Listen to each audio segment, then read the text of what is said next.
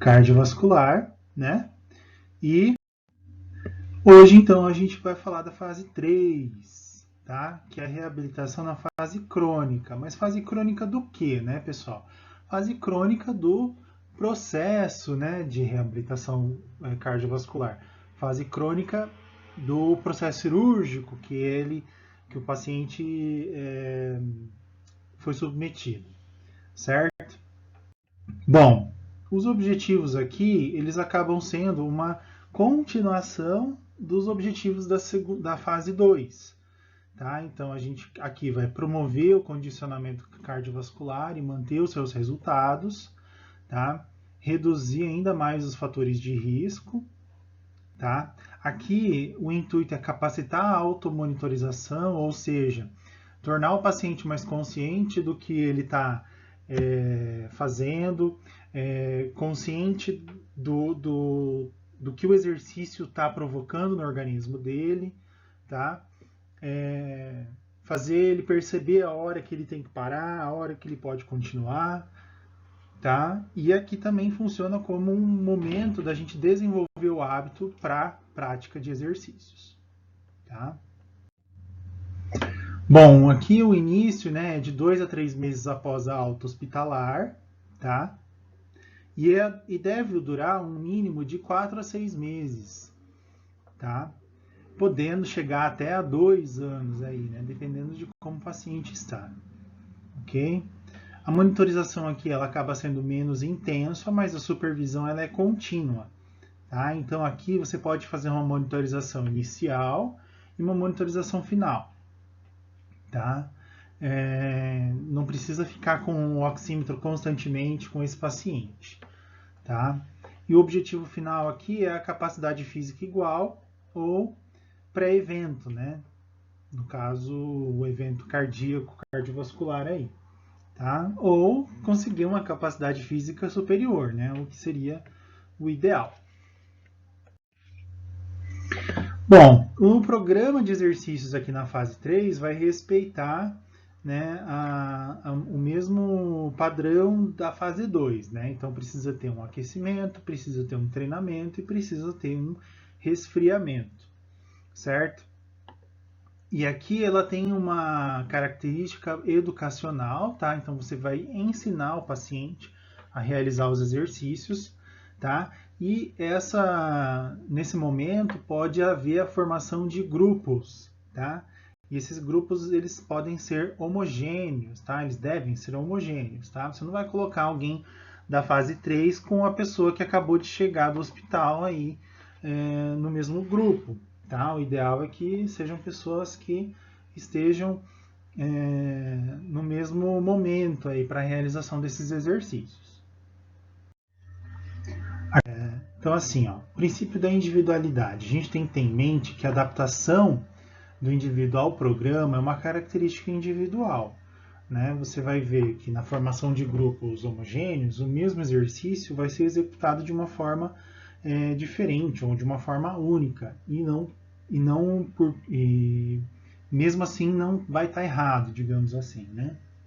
O princípio da especificidade é que as adaptações ao treinamento vão ser específicas ao tipo de atividade, frequência e intensidade, né? Então, o indivíduo que vai estar sendo treinado só com esteira vai ser diferente daquele indivíduo que está sendo treinado com treinamento de pesos, né? Então a gente tem que ter isso em mente, tá?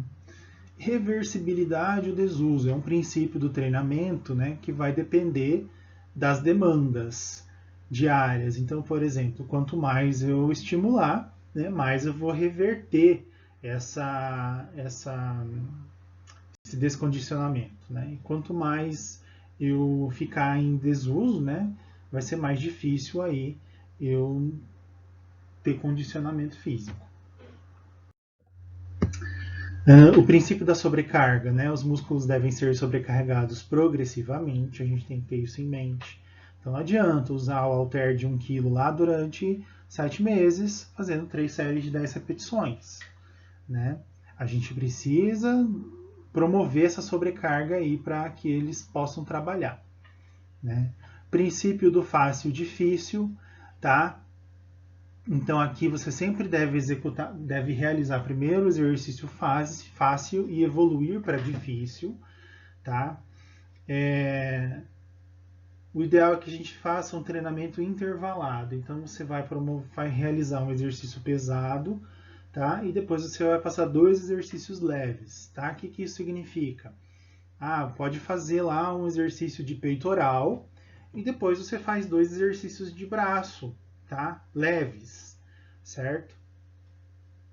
E a periodização. A periodização dos exercícios também deve ser adequada, tá? Então, você vai precisar periodizar esses exercícios. Então, nós vamos fazer esse tipo de exercício por 2 semanas e depois a gente vai progredir, né? Que forma que a gente vai progredir? A gente vai também usar o princípio do fácil e difícil. A gente vai tentar evoluir para um exercício que seja mais difícil do que o exercício atual. Frequência, né? Aqui frequência é frequência semanal, não é frequência cardíaca, tá? Então, qual que é a frequência de realização de exercícios?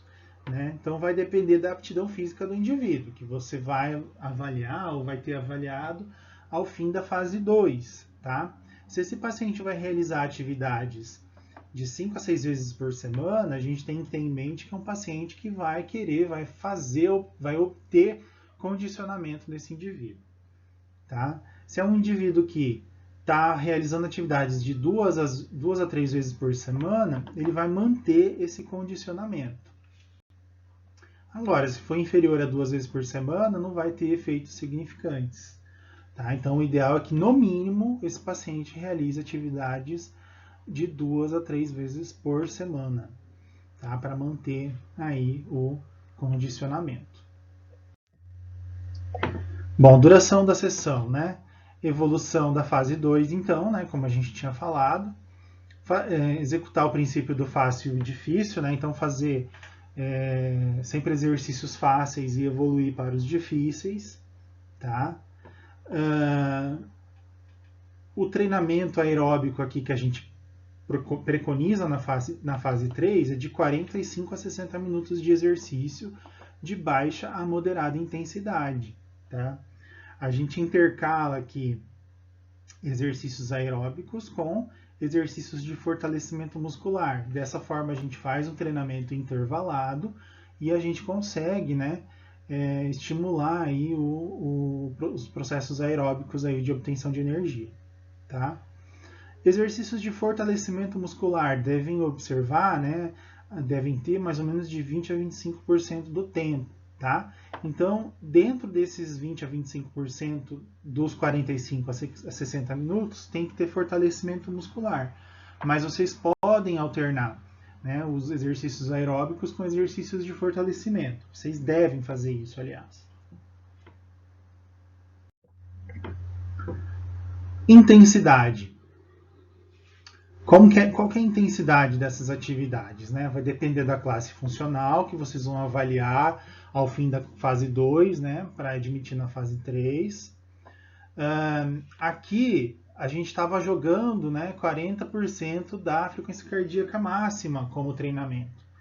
Aqui você pode usar já a zona de 60% a 75% da frequência cardíaca máxima, né, respeitando sempre um Borg de 4 a 6. Tá? Acho que o legal de inserir o paciente em um programa de reabilitação cardiovascular na fase 3 é a gente variar sempre o nosso programa. Tá? E o treinamento em circuitos é bastante legal nesse sentido, tá? Em que você coloca exercícios dinâmicos e exercícios de fortalecimento alternados, tá? Sempre observando, né, a intensidade do exercício, sempre observando como que o paciente está respondendo, né, a esse estímulo, tá? Individualizando as cargas sempre, né, pessoal? Então, se vocês separarem lá halteres de 1 kg, então quem for usar 1 kg, ok, daí você pega halteres de 2 kg para quem vai conseguir e por aí vai, tá? Os intervalos entre as estações de até 1 minuto, ou seja, eu estou numa estação de cama elástica, então vou fazer cama elástica lá, certo? Enquanto o outro paciente está no fortalecimento de bíceps, tá? E entre essas estações você precisa dar 1 minuto de descanso, tá? Até 1 minuto, vai depender, óbvio, dos pacientes aí, tá? E alternar os grupos musculares. Então, escolhi músculos das pernas para trabalhar, daí no próxima estação eu vou escolher musculatura de membro superior, ok? E se foi bem sucedido, né, na fase 2, na fase 3, aí ele vai entrar para a fase 4, que é a fase sem supervisão, quando ele for liberado para realizar as atividades sem supervisão contínua. Tá? Daí aqui ele vai poder executar exercícios regulares em domicílio ou em grupos comunitários. Tá? Aqui é interessante porque dentro das políticas de saúde pública existem grupos operativos, né, de professores de educação física em que esses indivíduos que têm alguma doença cardiovascular eles podem ser inseridos. Né? Então, com profissionais de educação física, eles acabam realizando essas atividades. Né?